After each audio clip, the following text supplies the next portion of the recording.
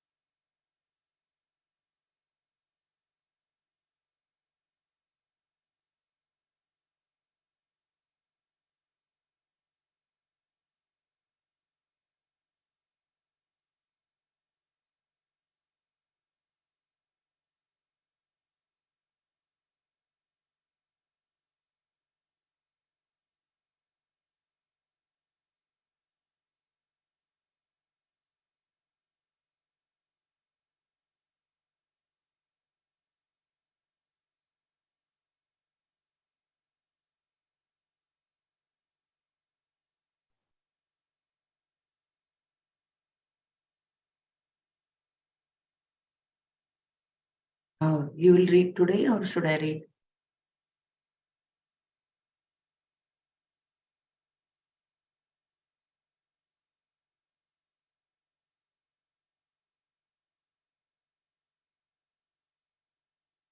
Yeah, Vinal, my internet connection is a little shaky today. In fact, it would be like this. So if you don't have any issue, you can read. No. Okay, I'll Okay. read. Yeah. You can start also.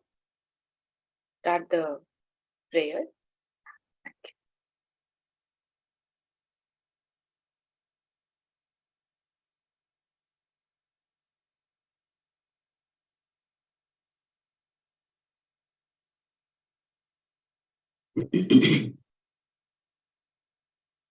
Om.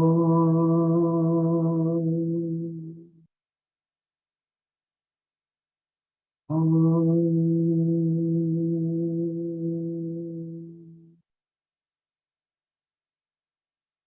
Om.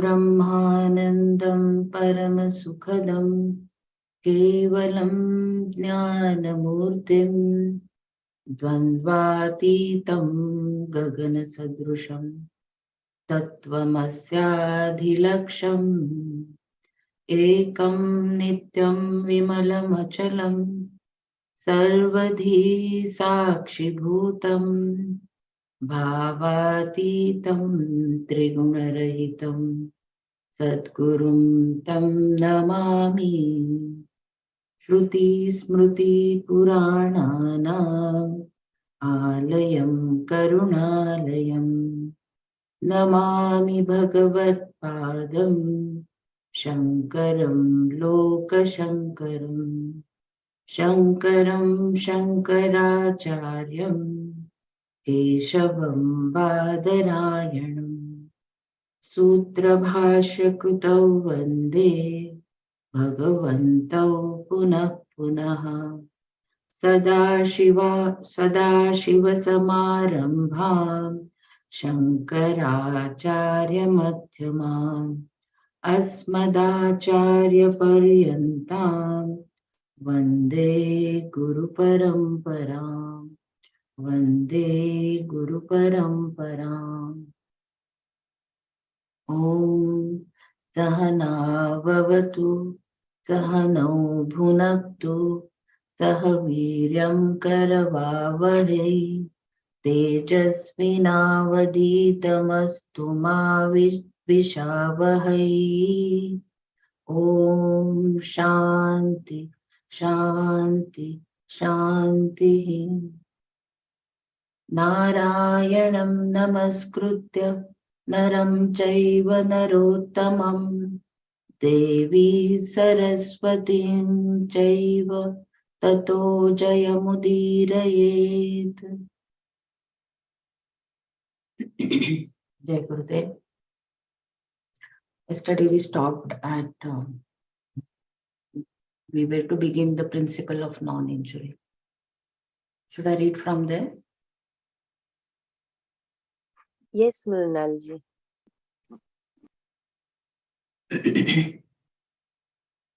The thinking behind this rule is that to cut a tree is to perform an injury. Himsa. There is nothing wrong with cutting a tree if it is necessary. But at the same time, there should be an awareness of the principle of non injury, ahimsa, with reference to trees and all other forms of life. Jainism is completely based on ahimsa, as is Buddhism to a lesser extent. Mahavira, the founder of Jainism, highlighted ahimsa to such an extent that he instructed his followers to sweep the path in front of them as they walked so as to not to trample on any insect that may be there. Also, the sweeping was to be done with feathers so that the insects would be removed from the path as gently as possible. When a person is talking, his or her mouth is to be covered to avoid bugs entering and being killed by the person. This is a kind of discipline and reflects an awareness that killing is wrong.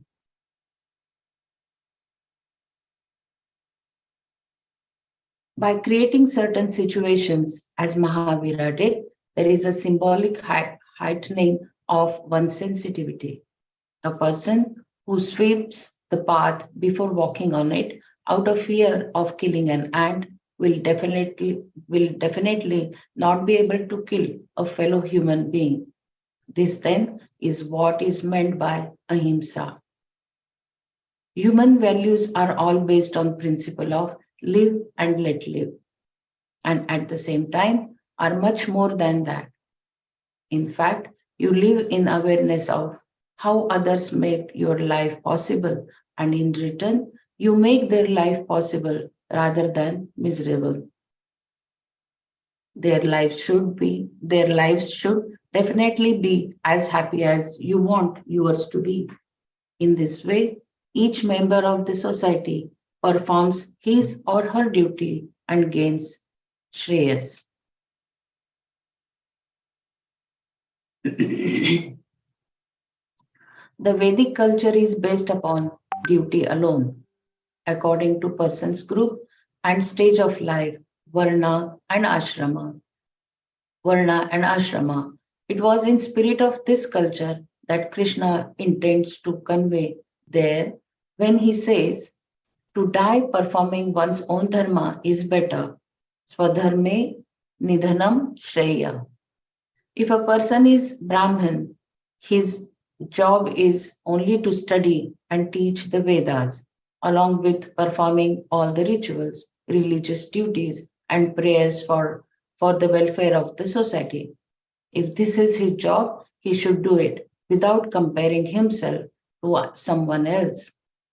That someone else also should do his or her duty. Remuneration did not form the basis of choice of duty. Duty was prescribed. The results of abandoning one's dharma, because many Brahmanas have abandoned their swadharma, there are very few people who are capable of performing the religious activities that the Brahmins are responsible for. And these few tend to be those who cannot be engineers, doctors, businessmen, soldiers, and so on. This is why the so called religious people of today are not truly religious. Suppose, however, remuneration and satisfaction are not the criteria in terms of what I do, because I was born in particular family and because my aim is moksha, I know exactly what is to be done by me. My life becomes a preparation for moksha in that it enables my mind to become mature, to gain antakarna shuddhi. Preparing the mind in this way is not an ordinary task. One's entire lifetime may be necessary to make the antakarna mature, along with the numerous lifetimes that may have preceded this one. A person can teach his or her, a person can reach his or her 80s and still have the old phobias and childhood problems that he or she had before. It seems as though one lifetime is not enough. And because each lifetime starts with the same innocence and we have the same problems, for which there seems to be no solution. If inner maturity is such an important factor and moksha is to be gained, what money do you need to have beyond what you need to live a simple life? Of course, you must be able to buy your food and other basic necessities. Therefore, the need for money depends entirely upon your aim because its vision is moksha. The Vedic society is based upon duties so that the mind may be purified and be able to grasp the vision. If the aim is moksha, there is no competition. Which job you have is not an issue. And because you bring a certain attitude to it, you love doing the job that is yours to do. You know that what you require is what you require is maturity of mind, and that by performing what is to be done by you, you will gain it. Please note that the Varna Ashrama system is not being prescribed to cure the ills of our society.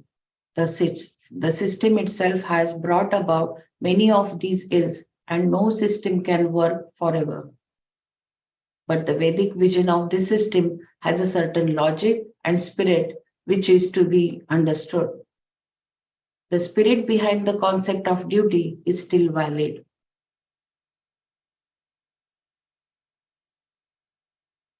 Changing jobs is only necessary when the aim is money. Nowadays, there are even consulting agencies to advise you about which courses you should take, which field is currently open, where the easy jobs are, the better jobs, the more remunerative jobs. These agencies are staffed by people who earn money by giving such advice to others. The whole approach to learning and doing now has its basis in what will bring more money. For example, if a glut occurs in the field of chemical engineering, everyone becomes disinterested in that field and turns towards electronics. And when there is a glut there, those who were interested in electronics go into chemical engineering. Like this, everything keeps changing and people keep switching. Duties and rights are one and the same. When power and money are the criteria, your whole attitude changes. Whereas if Antakarna Shuddhi is the main aim, what job you do means nothing, and how well you do it means a lot. Therefore, in the Vedic society, there are only duties. There are no rights whatsoever. In fact, they are one and the same. We see this also in American Constitution or in the Constitution of any country for that matter, where a person is granted certain rights, even the right to carry a gun, but along with the right are certain responsibilities. You must have a license and you cannot shoot simply because you happen to have a gun. Any right naturally implies a certain responsibility. You can emphasize the rights and spell out the responsibilities, the duties, which is what modern constitution do. They specify the rights of citizen and then mention the duties associated with those rights. Or you can emphasize the duties and not mention the rights at all. When you emphasize rights, you have to mention the duties and enforce them also. But when you emphasize the duties, you need not even mention the rights. Why is this? If you analyze duties, you find that all duties are interpersonal and interrelated. Duties towards the devatas or gods, towards the forefathers, towards the parents, towards other members of one's family, towards fellow beings and all living creatures. In this way, you have widening circles of duty. In India, even today, the emphasis on duty is reflected in person's speech. If you ask a man if he can come to see you, he will not say he has to go to work. He will say he has duty. And, and if he takes up a new job, he will say he has joined duty. He has reported to duty. He's just coming from duty. This is his duty. This concept of duty is called dharma, swadharma, one's own duty. Being a husband, for example, is a role that comes with certain duties. There is no such a person called husband. It is merely a role related to someone. A man is a husband to that person. And very role has a script, which is one's swadharma. As a husband, then, a man performs his duties according to the script, swadharma. In this way, his wife receives certain rights. Similarly, in her role as a wife, she also performs her duties, and as her husband, he receives his rights. How can either person's rights be denied when each one performs his or her swadharma? Similarly, as a citizen, I perform my duties. The state also performs its duties, which becomes my rights as a citizen. The citizen's duties become the state's rights. Therefore, all that we have are duties. Rights come, rights come to us as a natural consequence, but we do not go after them.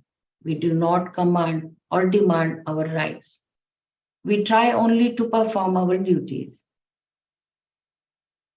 Only when we do what is to be done by us in is antakarana shuddhi possible. When our likes and dislikes are one thing and our duty is quite another, we put aside our raga dveshas and go by duty. In the process, everyone gets his or her right and there is no fight. To demand one's right always means fight. One person says, "This is my right," and the other person says the same. Neither person will fight saying, "This is my duty."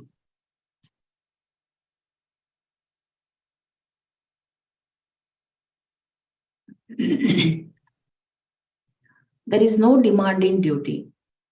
Duty is either done or not done. In the concept of duty, there is no demand whatsoever. Whereas when one's rights are emphasized, there is always an element of demand. And wherever there is a demand, there are denials and counter demands. The natural result of demanding. This is because no one has the right to demand when he or she has not fulfilled the demands of the other person. When did you write to me that I should write back to you? When did you take me out that I should take you out? When did you phone me that I should phone you? Why didn't you visit me when I was ill? Why should I visit you now that you are ill? Demand means there is always a rub in the form of counter demand or denial. This is friction. We see this in our own homes and in our society in which we live. Daily life is nothing but demands and more demands. When people are always demanding, the society will naturally be a demanding one. We can see this by reading the newspaper columns. Everything is one continuous demand. Even groups are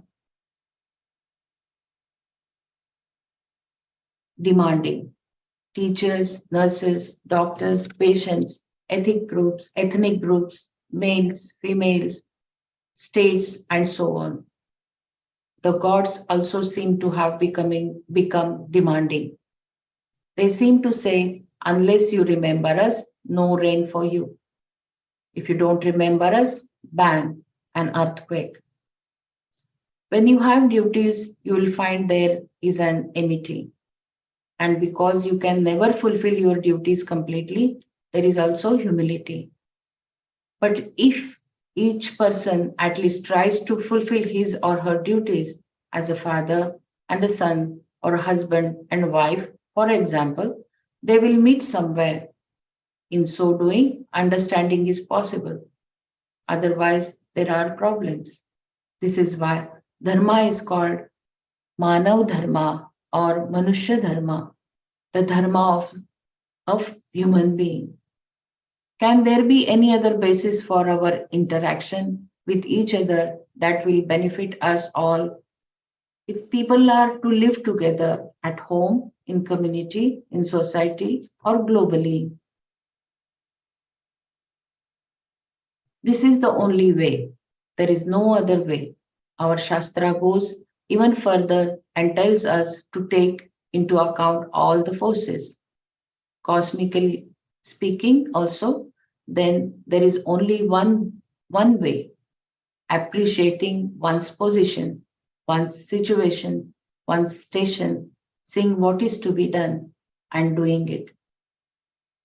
Following one's dharma, swadharma, anusthana, anusthana in this way and not that of someone else is the very basis of karma yoga. Having said all this, Lord Krishna might have become quiet, whereupon Arjuna asked a question. Arjuna uvacha अथ केन प्रयुक्तोऽयं पापं चरति पूरुषः अनिच्छन्नपि Varshney बलादीव नियोजितः.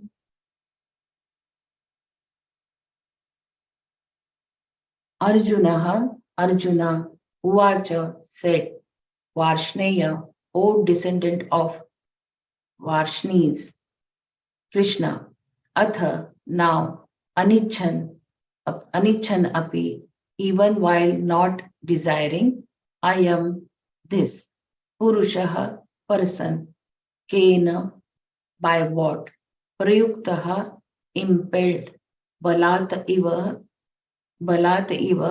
as though by force, Niyojitaha, pushed, Papam, sin, Charati, commits. Arjuna said, impelled by what does a person commit sin?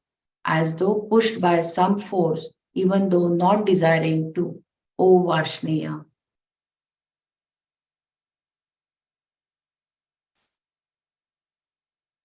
Previously, it was pointed out that there are likes and dislikes with reference to every sense object, and all you have to do is not to fall under their spell. Tayoha vashamna gachet. It was also said that even though one's swadharma, what one must do, is not very pleasant, it is better to follow that than to follow something else that is more pleasing and convenient. I'll read that again. It was also said that even though one's swadharma, what one must do, it is not very pleasant, it is better to follow that than to follow something else that is more pleasing and convenient. Hearing all this in terms of karma yoga, Arjuna asked, what is that impels a person to perform an action that he or she knows is not proper? Some kind of pleasure may be there, but still the person knows that the action is not becoming and will produce sin, dukkha. If the person did not know, of course, it would be different and understandable. Why does a person do a karma that he or she knows to be an improper action? Kena prayuktaha papam charati purushaha. Is it karati? Charati. Charati Purushaha. Impelled by whom or what does he or she do this action? Posing this question, Arjuna addressed Krishna here as Varshneya, one who is born in the family of Varshnis. Vrishnis.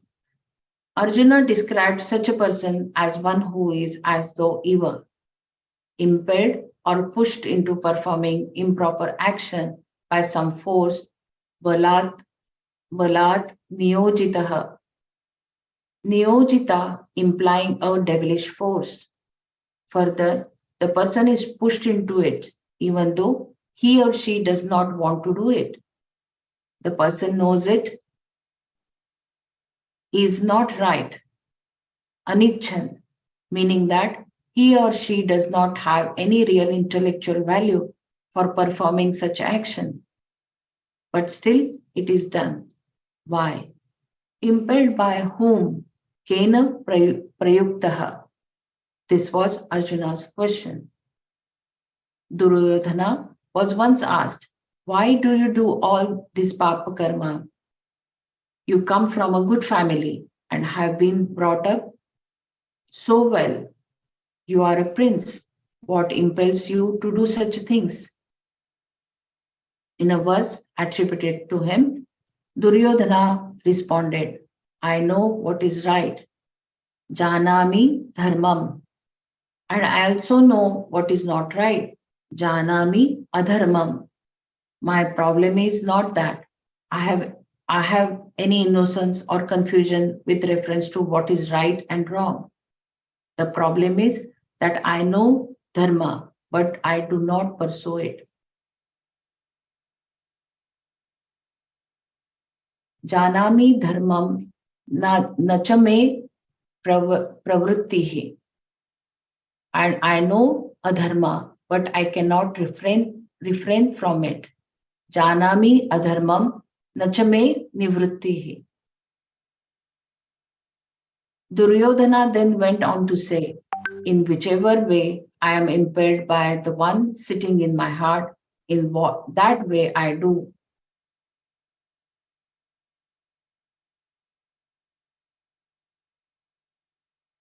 Kenapi devena hridi sthitena yatha niyukto yatho niyuktosmi tatho karomi. It may have been a person or a force, but Duryodhana did not know what, who, or what it was. Thus, Duryodhana and Arjuna had the same question. Who or what is it that is sitting in the mind, forcing the person to do what he or she knows to be wrong? Even when the person does not want to do it.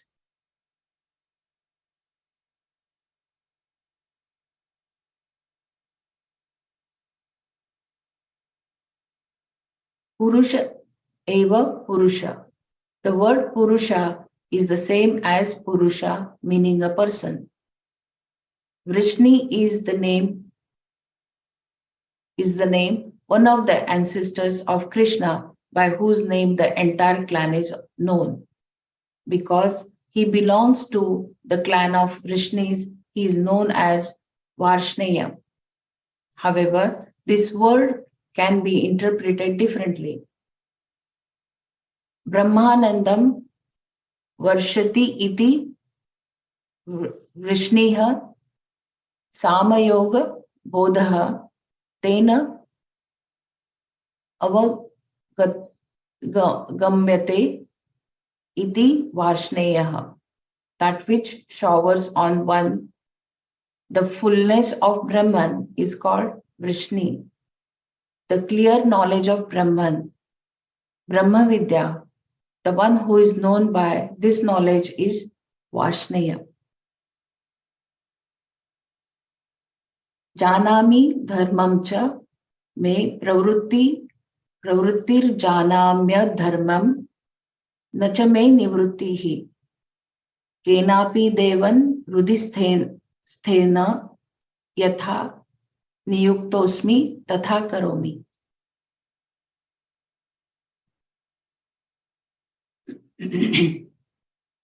Krishna answered this question in the next verse. Shri Bhagavan Uvacha Kama Esha Krodha Esha Rajo Guna Samudbhavah Mahashano Mahapapma Vidhena Miha Vairinam.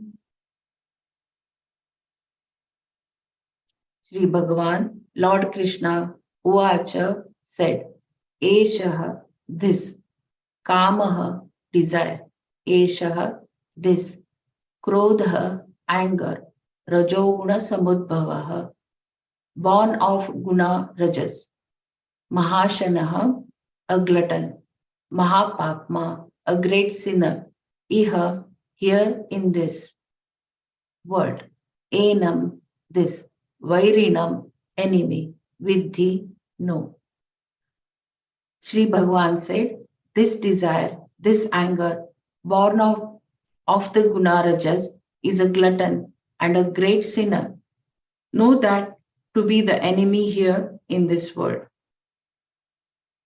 In his commentary to this verse, Shankara discusses the sixfold bhaga or qualities possessed by the one who is called Bhagavan. Total overlordship, Aishwarya, the strength to create, Virya, all fame, Yashas, all wealth resources, Shri, all knowledge, omniscience, Jnana, and total dispassion, freedom from any sense of want, Vairagya. This Vairagya is not a sadhana, a means for gaining the knowledge. It is absolute Vairagya that comes with complete fullness. Therefore, Bhagavan is the one in whom these sixfold qualities always remain in their entirety.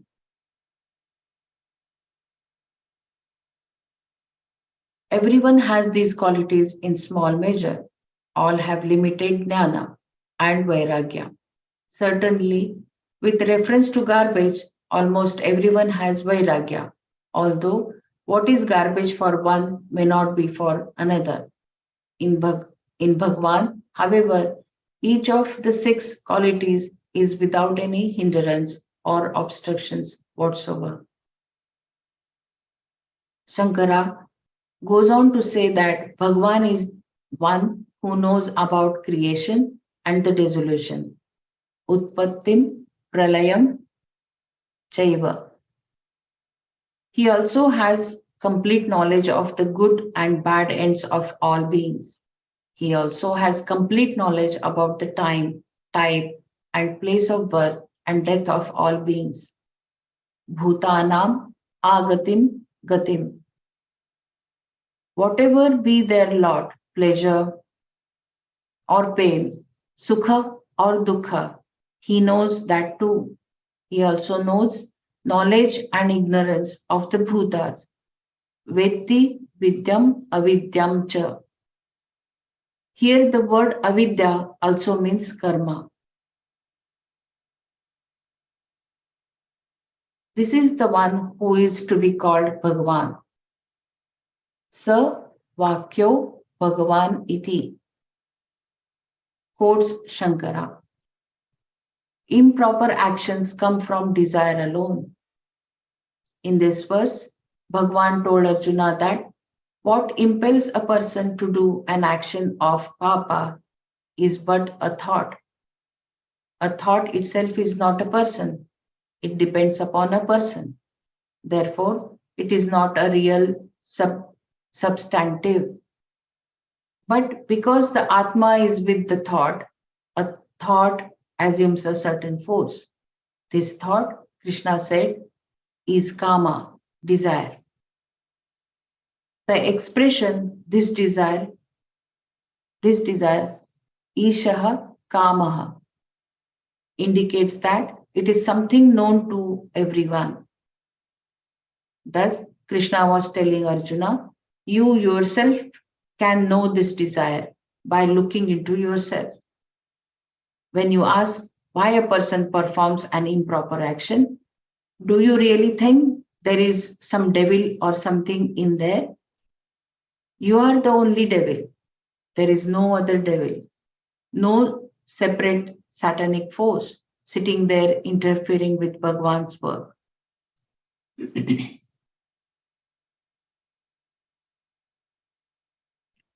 There is no second force more powerful than Bhagwan. Excuse me. You are both the devil and the angel here. It is your own desire alone, and this desire is something that is very well known to you. To say that a person performs improper action, even though the desire to do so is not there, simply means that the will does not seem to have the force necessary to stop the want karma.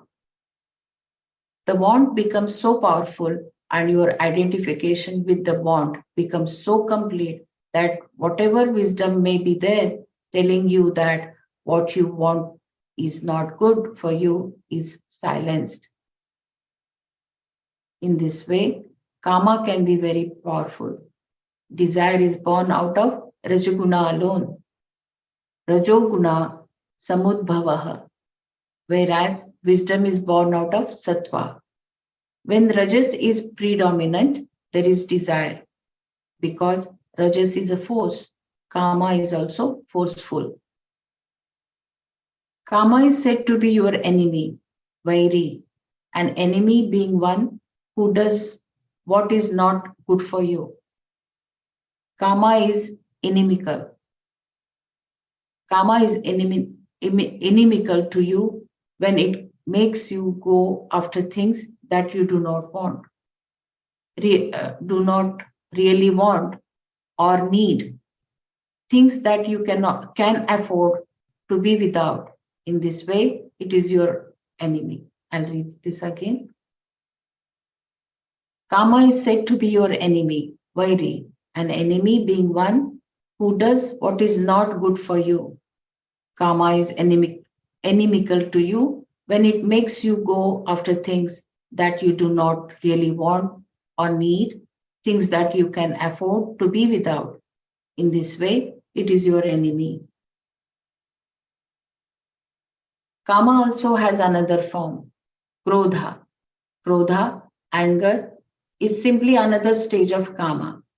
If Kama is destroyed in any way, if it is obstructed and not allowed to fulfill itself, then it will turn into anger.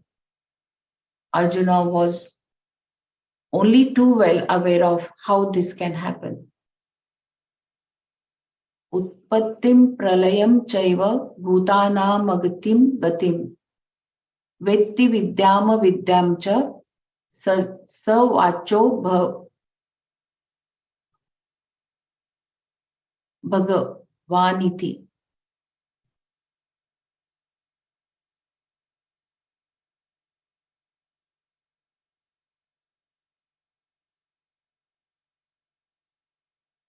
Born of Indra's grace, Arjuna was considered to be Indra's son. Indra thought he would reward Arjuna, who had been doing tapas in the forest for a long time, by sending a beautiful Urvashi to him. Urvashi was a celestial damsel, the most beautiful Apsara in the heaven, and therefore the dream of all men, including the men in heaven. When Arjuna told Urvashi that he did not want to have anything to do with her, that he was already married and that he considered her as a mother, Urvashi became very angry and put a curse on him that he would lose his masculinity and become a eunuch. Lord Indra intervened on behalf of Arjuna and made Urvashi modify the curse such that Arjuna would become a eunuch only for a period of 1 year and that he would choose the time when the curse would take effect.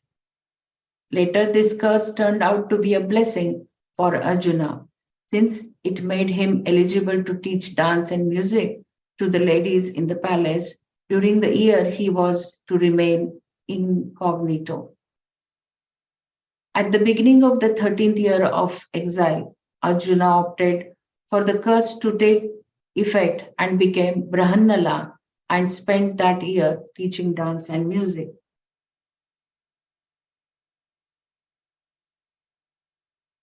Arjuna had therefore experienced how desire can turn into anger.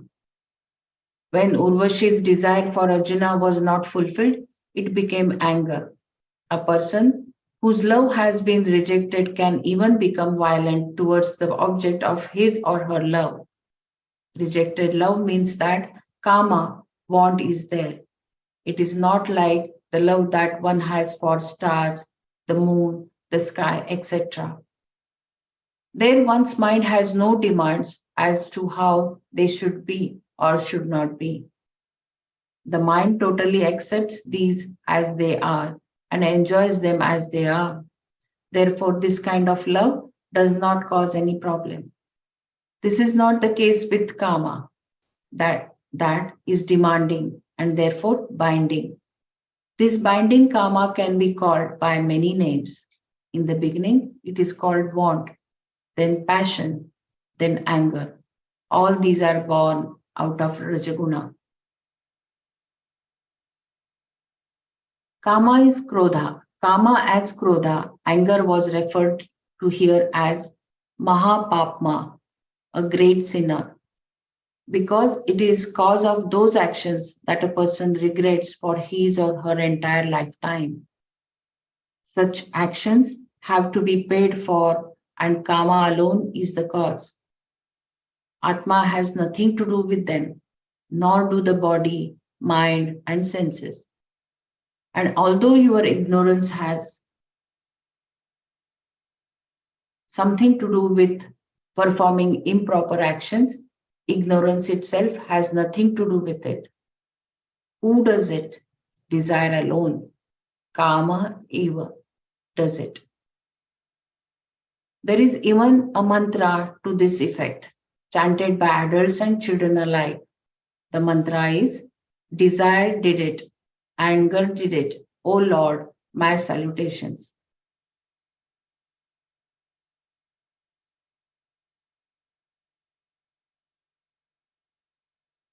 I'll just read it in mind and then read aloud.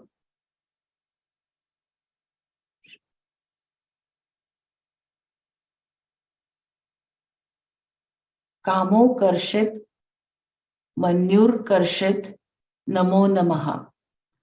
This mantra is repeated 1008 times on a certain day of the year. It is not just a prayer, it carries a message too. It implies that I did not do it. Thus, if knowledge is there, there is no problem. This is why Krishna said, understand vidhi, that this karma alone is your enemy.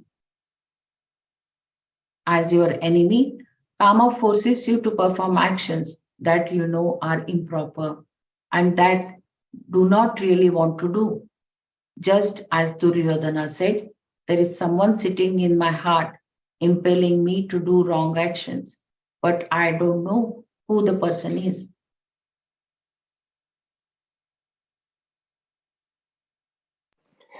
Hari Om Mrinalji, could you please read that shloka again? Just a shloka. Yeah. Kamo karshit, manyur karshit, namo namaha. Kamo Dhanyavad. karshit, manyur karshit, namo namaha. Hope I read it rightly.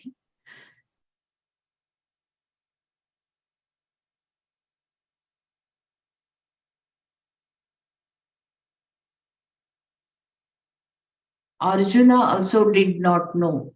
Here Bhagwan Hello, made it here, clear. can I Yes. interrupt you? Yeah. I did not understand why Shankara gave Bhagwan's qualities here before explaining this term, this verse. I'm not understanding. We can ponder it later, but I just thought I will put that. what is the connection between that Bhagwan's qualities? That 6 qualities are there, no? Yeah. Ah, Maybe during Manana we can go back and then check. like that, yes. Yeah. Okay, thank you.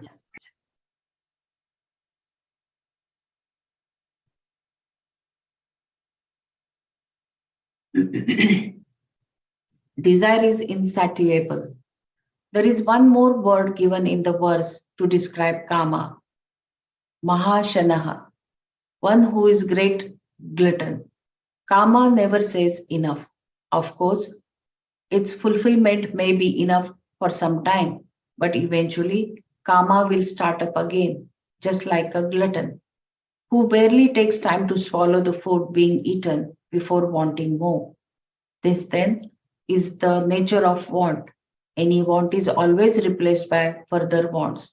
There is no end to gluttony of karma, Krishna said here. To suppose that by continuing to fulfill one's wants, there will be a day when none remains, it remains is not a reasonable assumption. Sorry. To suppose that by continuing to fulfill one's wants, there will be a day when none remains is not a reasonable assumption. Like fire, karma always wants more. It will never say enough. Therefore, there is no possibility of karma coming to an end. It just goes on breeding. This is why we always have wants. In the next verse, Krishna told Arjuna how karma operates.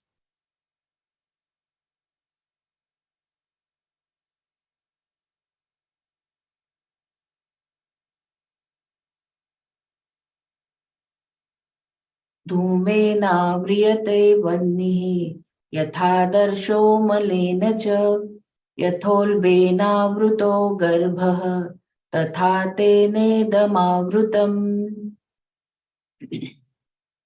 Yatha, just as, Vannihi, the fire, Dhumena, by clouds of smoke, Avriyate, is covered, Adarshaha, the mirror, Malena, by dust, Cha, and Yatha, just as, Garbhaha, fetus, Ulbena, by the womb, Avrutaha, covered, Tatha, so too, Tena, by that, Idam, this, Avrutam, is covered. Just as the fire is covered by clouds of smoke, just as mirror is covered by dust, and just as fetus is covered by the womb, so too knowledge is covered by desires. Even though fire is self-revealing, Prakashatmaka, being an effulgent and requiring no light to be seen, still the smoke coming from the fire can cover the fire itself. In the same way, one's discrimination, viveka, knowledge of what is to be done and what is not to be done, is covered by kama, which is born of mind alone. There are 2 types of vivekas, dharma adharma viveka, meaning karya akarya viveka, what is to be done and what is not to be done, and atma anatma viveka, the ability to discriminate between the real and the unreal. The twofold viveka is required to conduct one's life. If you have karya akarya viveka, then atma anatma viveka will follow naturally. These 2 vivekas constitute knowledge, jnana. The mind, buddhi, that has this knowledge, viveka, jnana, is covered by kama. Just as fire can be covered by its own smoke, like fire, your jnana is also self-revealing. Therefore, it should be able to serve you. But because it is covered, it cannot. When the kama comes, it takes It takes you over so completely that your murmuring wisdom is somewhere to be found. Krishna provided two other examples here: a mirror covered by a coat of dust and a fetus covered by the womb. The mirror and the fetus are not seen simply because they are covered. You can see the mirror, but at the same time, it is not clear at all. So, too, an unborn child is there, but you cannot see it because it has yet to see the light of the day. So, too, in the first example, fire is there because you see the smoke. You cannot see the fire because it is covered. Simple Viveka will dismiss many desires. There is specific reason why Krishna used three different examples to make this point here. Everyone has certain karmas that rob his or her wisdom away, but only for the time being. With a little viveka, a little discretion, you can dismiss them. There are always so many fancies going on in your head, but they need not hold you for any length of the time. It is like walking through a department store. You may see many things that you would like to buy, but you just walk away without buying any of them. Which is just as well, because if you fulfilled every fancy, your home would become the department store. Thus, such fancies take hold of you temporarily.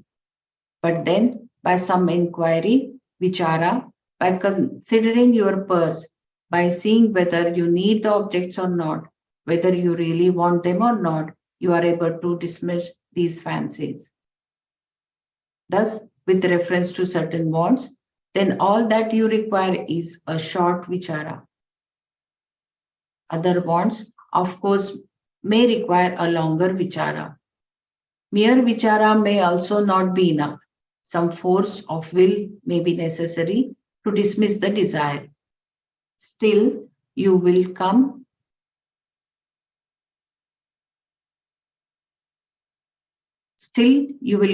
out of victor because you have the necessary will.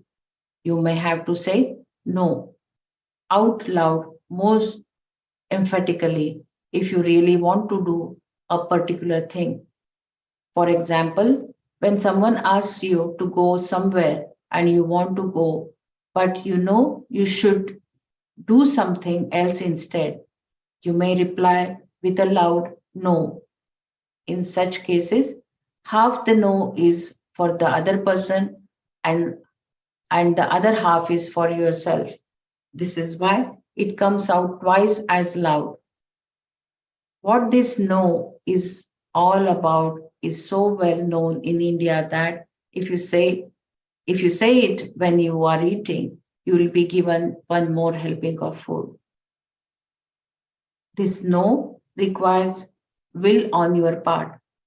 Vichara itself is not enough. This way of dismissing a desire is likened here to mirror that is covered with dust. To merely blow on it is not enough. Not only will the mirror remain dusty, it will become hazy as well. You have to take a wet cloth and wipe the mirror clean, which requires both will and effort. Similarly, not giving into your desire requires vichara and will. Talking with someone who understands such matter, which requires effort or some other action, may also be necessary. The example of unborn child in the womb is much stronger in that the time factor kala must also sometimes be taken into account with reference to not giving into one's desires. It takes 9 months for a child to be born. Similarly, it may take time to understand your desires and to gain a certain mastery over them.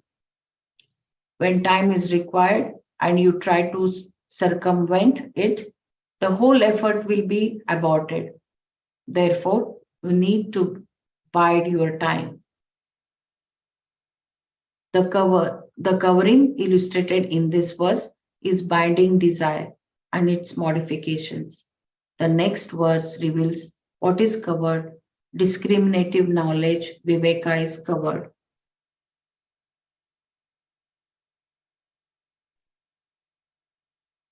And start Manana now. No? Okay.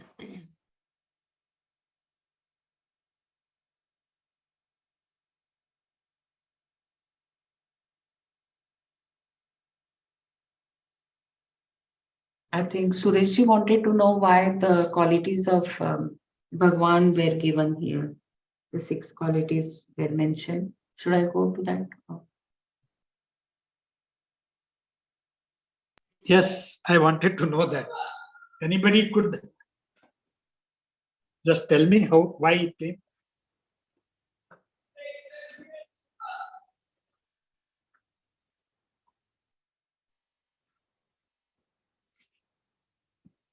What is the question? See, before answering the that Kama Esha, Krodha Esha, before analyzing what it is, he started giving the definition of Bhagwan. He has written, no, there. Can you clear it, ma'am? There is some. The focus is not correct.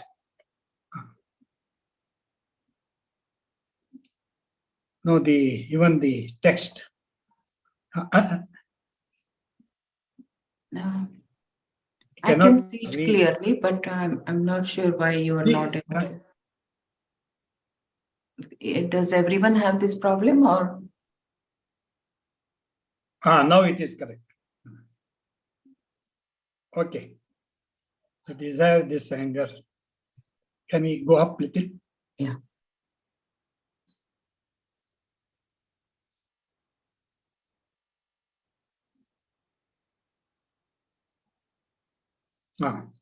In this commentary to this verse, Shankara discusses the 6-fold bhaga or qualities possessed by the one who is called Bhagwan. Why it is needed, that is what I wanted at this time.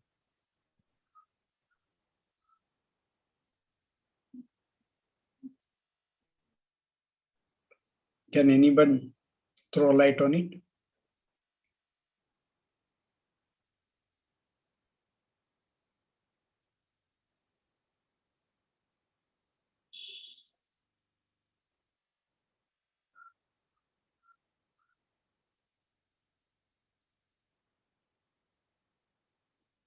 Rinal, can you just go up on the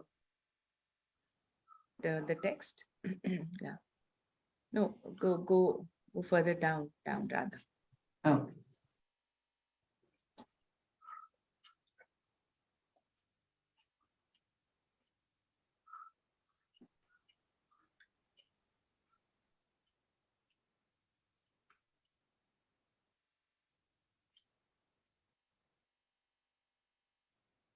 I think he just wanted to contrast what Bhagavan is and that we also have some of these 6 attributes in small measure. And that he is all That I knowing. understand. That is, Bhagavan is all knowing, right? And can you further go down, Vrinda?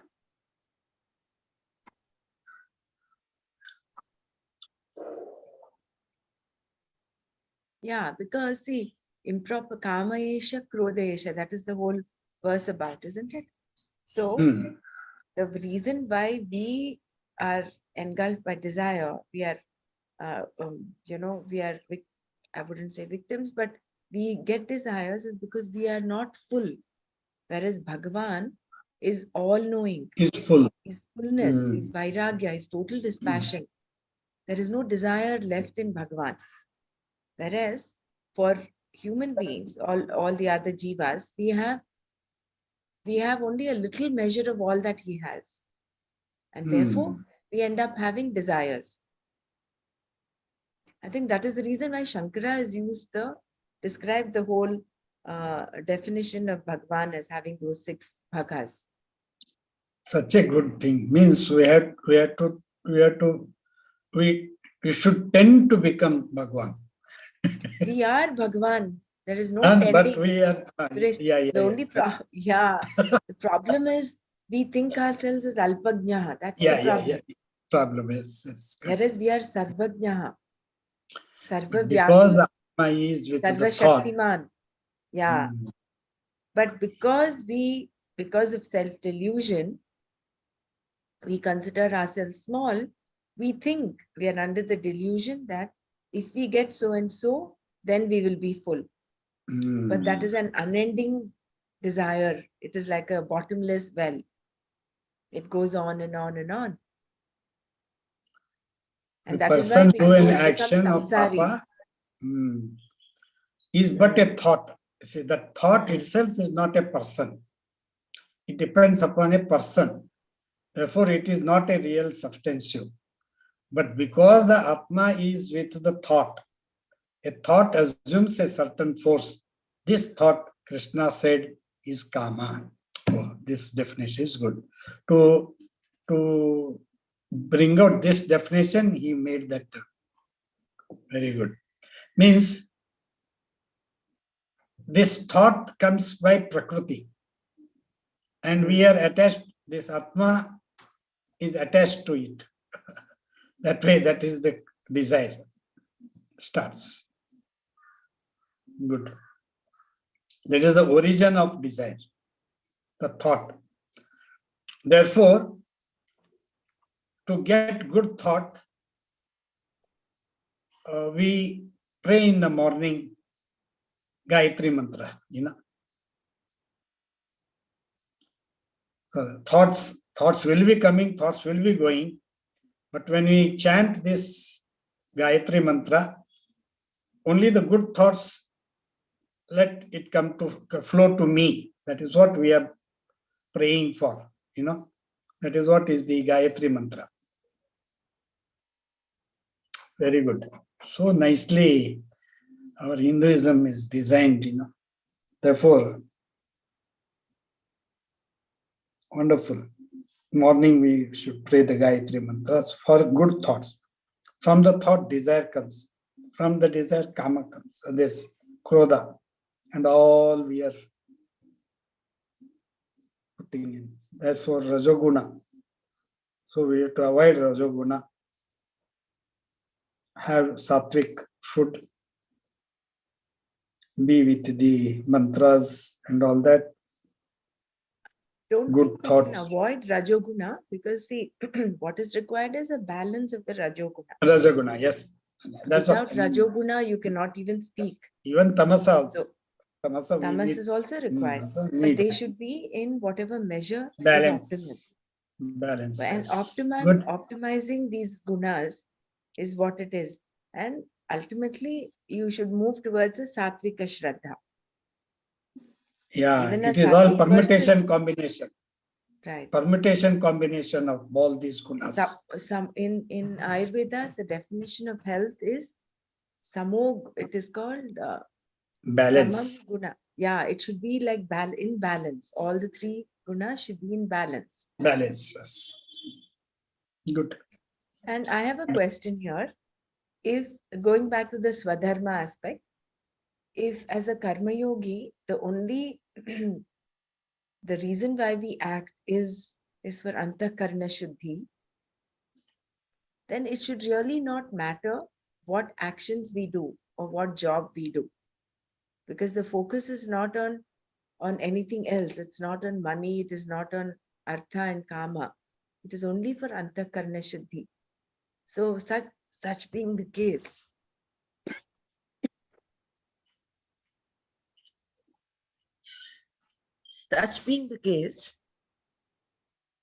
then should we really harp on the Swadharma there? But whatever job you take up, whatever career you take up, doesn't that then mean, be for just antakarna should be? That is what he I have he this emphasized. question. Yeah. No, he emphasized, no, for a moksha who is wanting moksha, okay, it doesn't affect what profession he takes. Doing duty is most important, and that duty should be such that it gives us antakarana shuddhi. That should be the main focus, not the money, how much it comes and how it goes. Then that verse where he says of Swadharme Nidhanam Shreyaha, Hmm. Paradharmo Bhayavaha, does that mean that does not apply to a karma yogi? Is he meaning that for a common person? No, it applies to also karma yoga. No, mumukshu, no. These all mumukshu, karma No, that's what yoga. I'm saying. So that Hmm. thing of Swadharme Nidhanam Shreyaha, Paradharmo Bhayavaha, where he says you do according to your Swadharma, even if it is unpleasant. Oh, yeah. That then doesn't that become like, even if, for instance, you're doing paradharma, but you're doing it for antakarna shuddhi, how is that in defiance of not doing your swadharma? So that's my question. It So cannot if your oppose. antakarna shuddhi is your focus as a mumukshu, it then should not really matter whether you're doing swadharma or paradharma, isn't it? Oh, that way. That's why even I keep having this conflict. Sometimes the examples are given where you have been asked to do according to your inclination, liking, or aptitude. At another time, it's been said that whatever roles you are doing now, right now, do those, and how well you do those, that matters, and not what you do. So is it that not conflicting? Because I might choose a profession, or I might choose to get married, but then how it is going to be balancing my aptitude, my skills, my inclination, and my duties or my roles, what I'm performing. It's a little conflicting, I feel, over here. That's why I was asking the same questions again and again. I think that life is multidimensional, and even I heard from Gurudev that Parmarthik Satya and Sansarik Satya. So, for means Karma Yogi, see, from a very ordinary person's perspective, this Swadharma is very important, because for so many lifetimes we are carrying certain kind of sanskaras. तो उनमें से मुक्ति के लिए तो स्वधर्म से ही you will, like, have you heard Rajeshri Didi's this thing?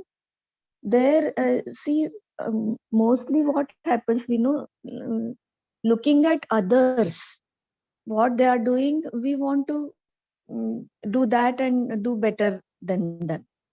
Like, when she heard the other person singing so beautifully, she went back to Gurudev and asked him to bless her in a way that she should start singing suddenly like that other person. Though her intention was to do the seva only, na, by doing satsang, conducting satsangs by singing. But then what Gurudev said, is it that you really want to do that? What she has said in that satsang, no, you hear that, you immediately, many of these swadharma things will become so clearer. So even if we want to serve the divine, even if we want to do the chitta shuddhi, we will have to go through that our swadharma, even for chitta shuddhi also. Of course, our this thing is multidimensional. No, see, many people, they are doing the job also, as well as they are continuing with their inner instincts, and they have that beautiful balance. all of them cannot be, if somebody has the interest in painting and drawing, and all of them cannot be suddenly like M.F. Hussain or somebody great Raja Ravi Verma. But then you can have that balance, because now so many multiple these things are available, choices are available. So, but Swadharma has to be continued in means 100 things if you are doing, then see to it that most of your things are in alignment with your Sadharma, and rest of the things, and through that Chitta Shuddhi, of course, when you are doing it for the divine, automatically the same thing becomes Chitta Shuddhi also, no? Anything you are doing in the world, uh, you can surrender it to the divine and offer it to the divine, and it becomes a way of for you to Antakaran Shuddhi, the same process. I think so. Jai Gurudev. See, When I look back into my life, I even forgot that I used to work. But I got an opportunity and I worked, and it was passion became my profession. And those were the best period of my life, I feel. And whenever I would get paycheck, I would feel, why are they paying me? Because this is not work for me. I'm really enjoying this work, and it's like, I don't even have to get paid for this for enjoyment. That was the kind of work I was doing. And later on, I had to leave that work just to be with kids. Because my daughter needed me when she was studying. And so I felt that I was doing my Swadharma then when I was working. But when it came to my children, I had to stop doing that. I really felt very bad leaving that job. But then duty became my Swadharma. Is that so? Is it the priorities we think about then?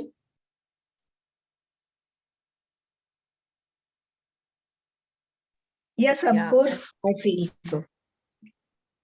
And see, depends, like you need not surrender your whole existence, but for a period of time, definitely the priority, time to time it changes. I said no, 100 things we are capable of doing, but most of the time it is better if you align yourself, whatever your tendencies are there, continuing that in some proportion. And of course, when the children are very small, 100% the priority is that. But that doesn't mean that your whole life is focused only on the children. See the big picture of 40, 50, 60 years. In that, in totality, when you see how much automatically through the Swadharma, you are able to earn the money also through the Swadharma. You can do the Seva also, you can do Paramarth also.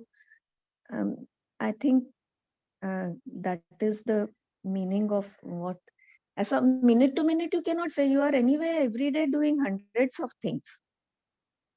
So most of the time, if it is in alignment with the Swadharma, it's more than enough. Yeah.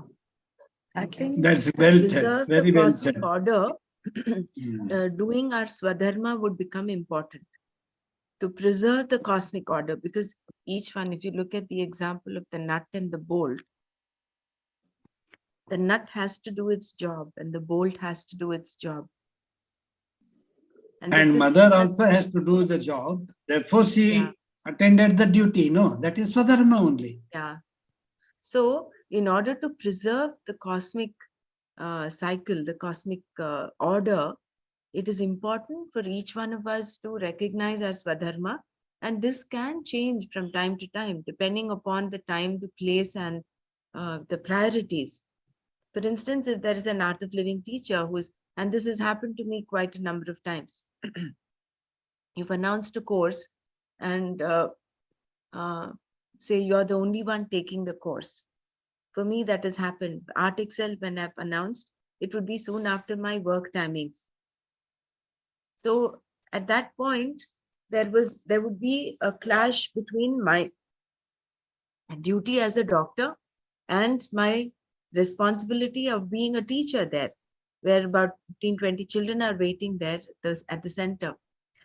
More often than not, just about the time when I'm about to leave, my time would be over at 4:30, my consulting time. There would be some late patient who comes in.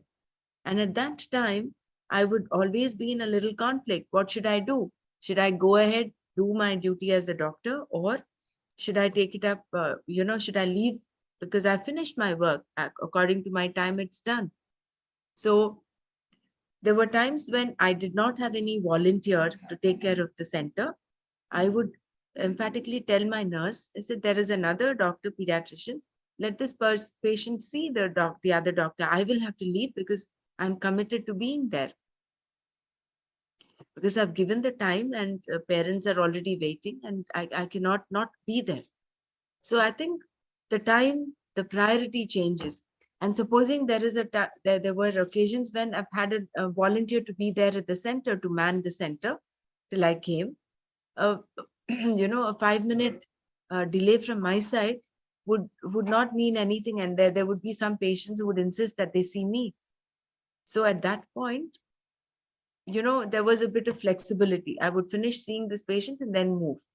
So I think it will change based on the time, the situation, and what you have to do. Therefore, Guruji is stressing on he did not tell dharma and dharma in the course. He says responsibility. So the responsibility varies time to time. That you are responding to the situation, what is needed at that time, you do it naturally. That will become your sadharma. I feel that way.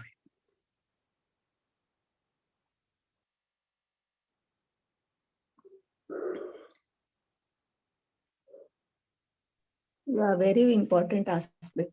That responsibility covers up all the doubts. Yeah, that is what Guruji is such a good, I know. He has made it so nice. Wonderful. And maybe that responsibility is towards you also, right? That you take care of what you want to do. And also, Yeah. and also responsibility towards your feelings also, he says. You're responsible for that. Gurudev. And responsibility is taken. Responsibility is power. You see, everything. That comes everything in this Swadharma. I think. So Guruji has very, very nicely Jai put Gurudev, it. I have a question. Sometimes, this be self-acquired Swadharma, we don't have to do that. We go and entangle in some work. And that becomes again part of our life. How to do this. So the self-acquired Swadharma, which, a housewife, let's say, her Swadharma is to take care of kids. But she goes and,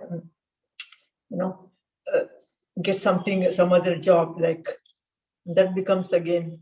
That is what Rajima, those of you remember what she said, that becomes your Kurukshetra.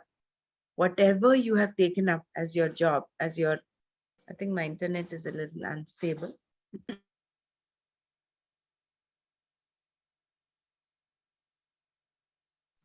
We can we have hear to- you, Brahmanaji. So I think as women, we should simplify their Swadharma. Basic Swadharma is home, but we acquire, something else we do, and that also becomes our part of our responsibility. So, He says, coming back to what Rajima had mentioned about Kurukshetras, Arjuna had taken up this thing of fighting the war, and that was his Kurukshetra. That was his responsibility. So he could not shy away and run away from the battlefield. Krishna, that is why he goaded him to do what he had to do. So that becomes your Kurukshetra. So similarly, all those, 1 second. So all those activities that we take on as our responsibility, this is in respect to Malti ji's question, when we take up, some more responsibility, that becomes your responsibility. That is your Kurukshetra. So you had pretty well lift up your bow and arrow and do whatever is to be done to the best of your ability. You cannot run away from that. That is why, see, as long as you're a brahmachari, your field of responsibility is limited to you, the society, your parents. But once you become a grahastha, your responsibility extends to your family, your immediate family, your husband, then your children. So you cannot run away from that responsibility. Although you can work it out. It does not mean because you are a mother, you should not also be a teacher. It does not mean because you're a mother, you should not follow your career.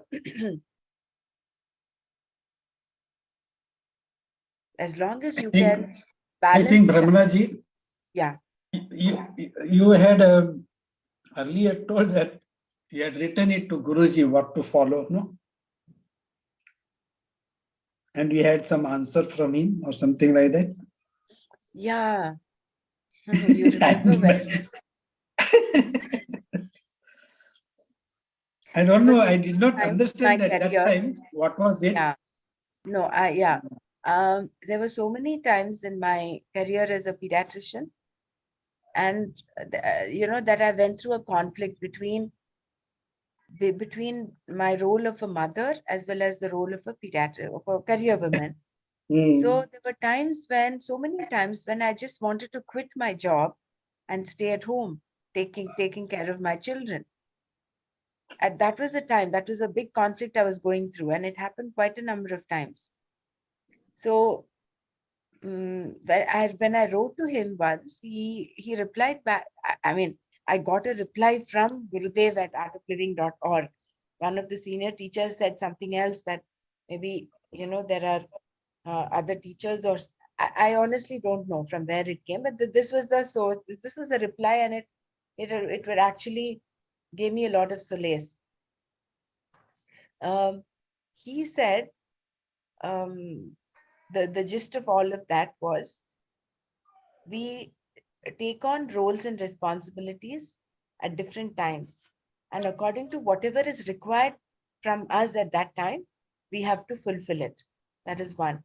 And with respect to roles again, he spoke of the solar system. He said the sun, the father is like the sun, or the husband or father in the family is like the sun, and the the planets is like the mother, and the satellites are the children who go around the planets. So there is an order in the whole of this. So when the planet decides to just move away from the orbit, it will be just left hanging. So you require to follow the order. So each person has given a set of given roles and responsibilities, and accordingly you carry on. This is the whole gist of the whole thing. So I mean, that gave me first of all, that I got a reply from Gurudev itself was like so fulfilling. Big thing, yes, blessing. Such a huge blessing. Mm. And then it gave me a lot of solace. So then I realized, okay, I'm here as a doctor for a reason. So then I started looking at solutions of how I can, how I could make up the gap, Balance. of me being a mother as well as following my career. So when I look back, I'm glad that I did not give up at that point. Maybe my children did feel my absence, but then there were, thanks to Prem being non-medical, I think we were able to balance it out. Parent time was there for the children. So that is what I thought I should share. But yeah, otherwise, see, there will be an imbalance in the cosmic order.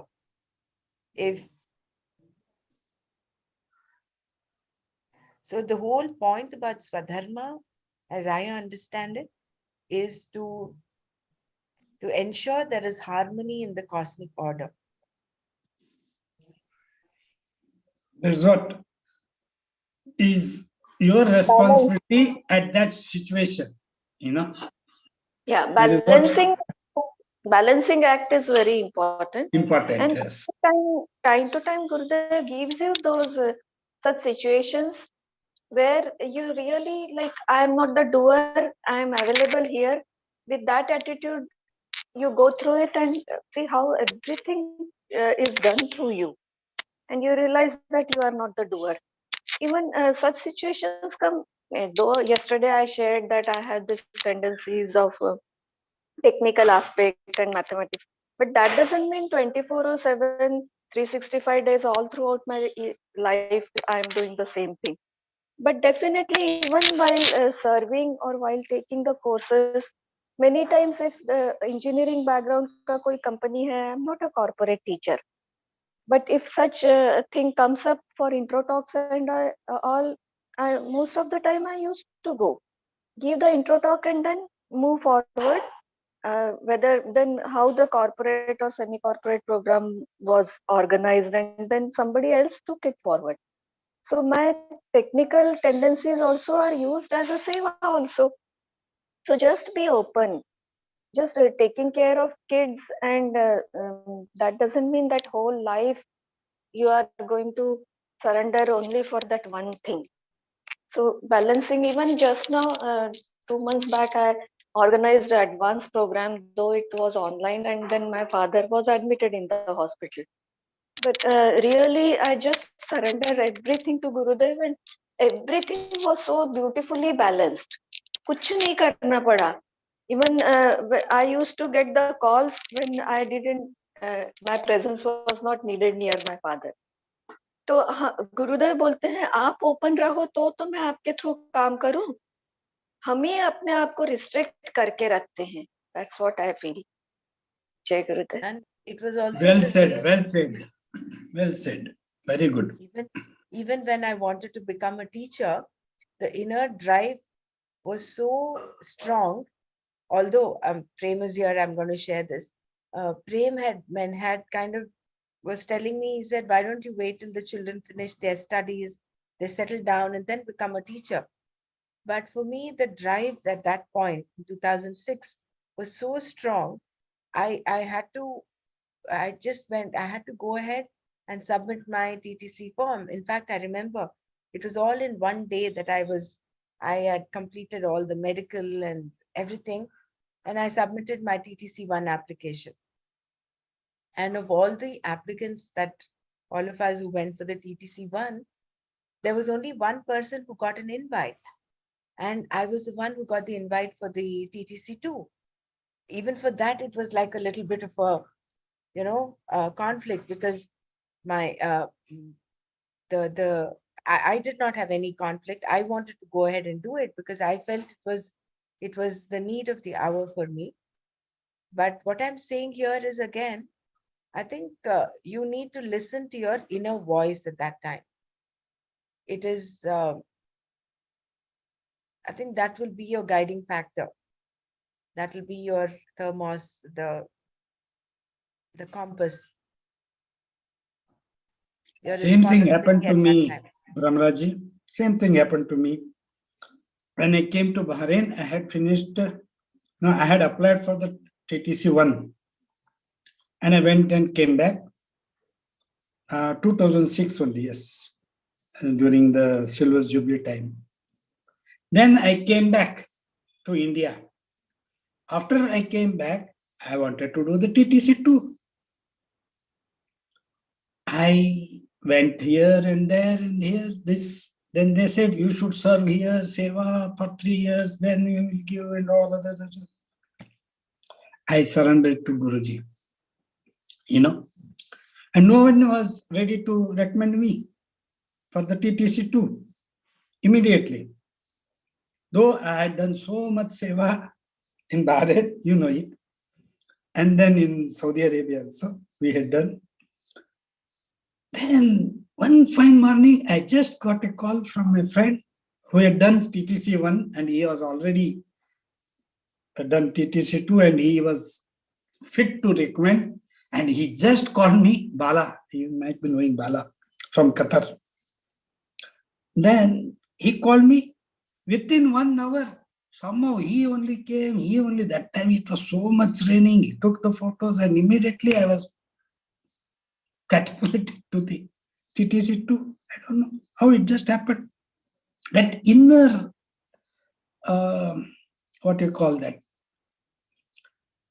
a thing is needed for you.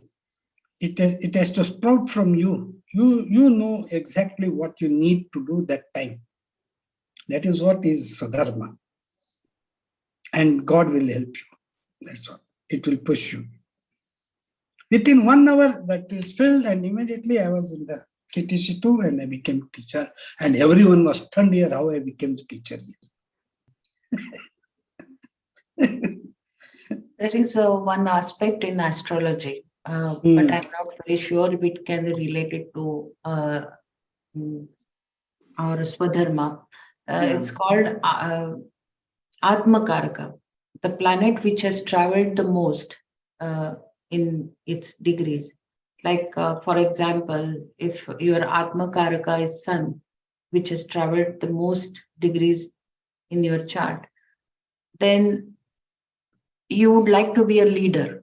Sun is leadership, fame. You would want the fame.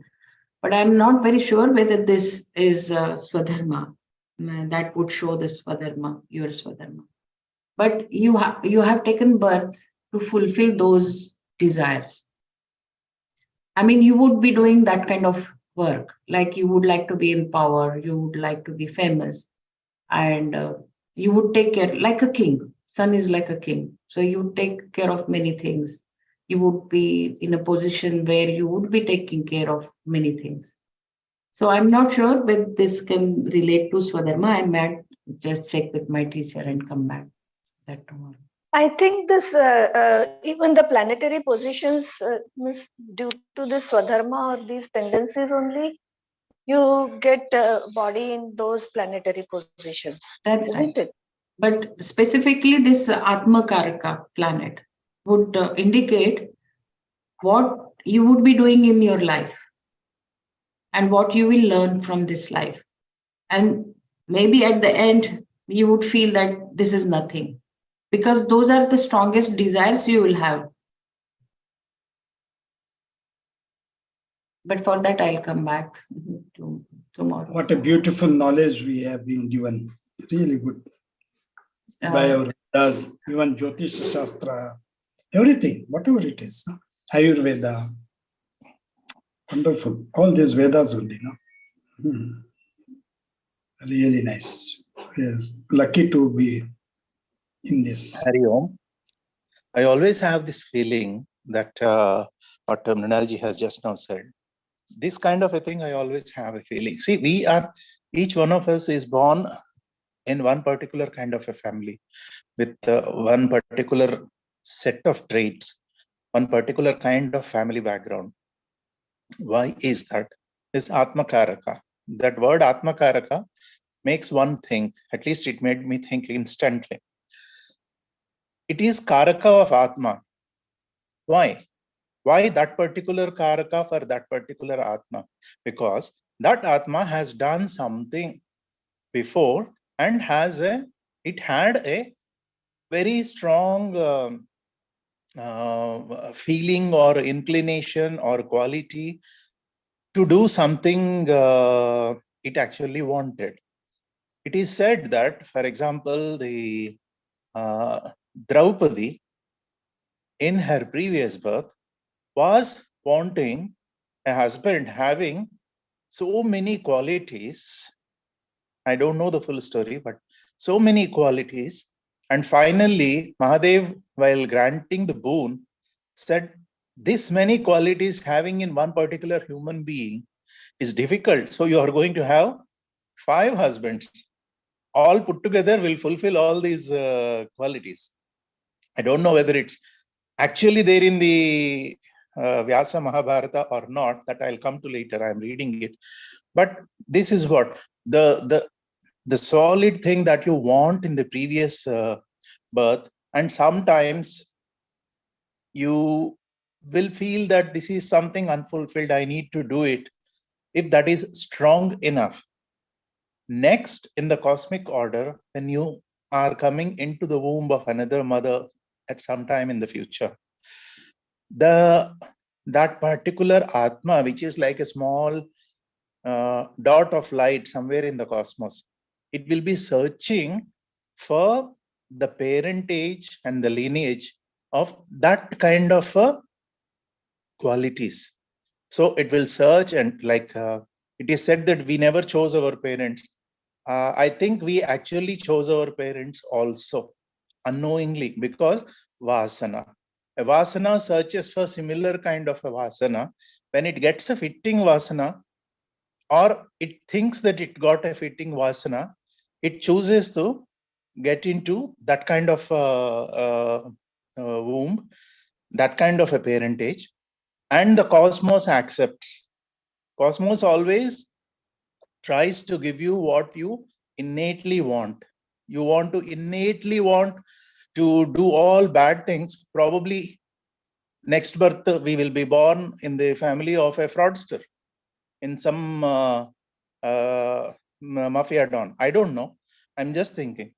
So that is the refined kind of texture of our mind thought in the past janma made us become what we are now, made us take birth in this particular set of family or relatives or something now. Otherwise, why Mr. X is born to the president or prime minister, and Mr. Y is born suddenly to a small rickshaw puller? We talk prarabdha, we talk karma and all that, but these vasanas and the instincts and the strong desire, whether you call it a desire or inclination or whatever name we give it, all these things as a combination certainly work for us. We know the story of Jada Bharata. We can think about that here. Hari Om. Nicely explained, Prem. I agree with it completely.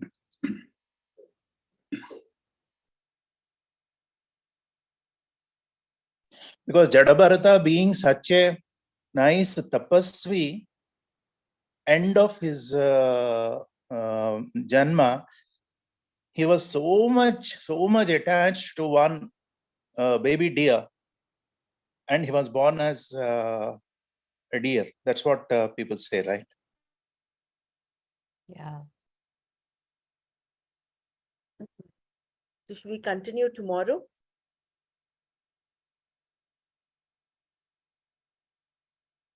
I've requested Nana to come on one of these days. So he will let us know. Maybe we can have a question answer session.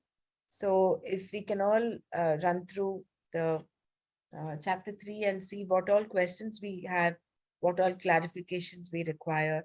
Maybe if we can put up a list, then we can have a session with Nana one of these days. And we can have our questions clarified. Yeah. Yeah, maybe the questions can be compiled a little earlier. Right. Instead of trying to get extempore questions on that day. Correct. Correct. Previously, if you get compiled, no, you will have a proper Yeah. orderly way, and it will give time also for him to think. That is true. So if Yeah. we can have all the questions put up in the WhatsApp chat, I think that will be good. I can compile that and I'll. You had a form or something for questions, right, That was Ramna? not working. It's not working any longer. I'll have to create Okay. another Google link for that. Let me see if I can create another Google link. But for the time being, let's just put it in the WhatsApp chat. Yeah. So we'll wind up here today. Jai Gurudev.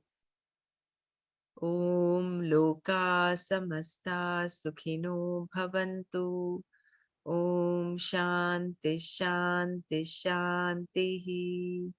Om Tat Sat Shri Krishna Arpanamastu. Jai Gurudev. Hari जय Om. गुरुदेव doctor धन्यवाद.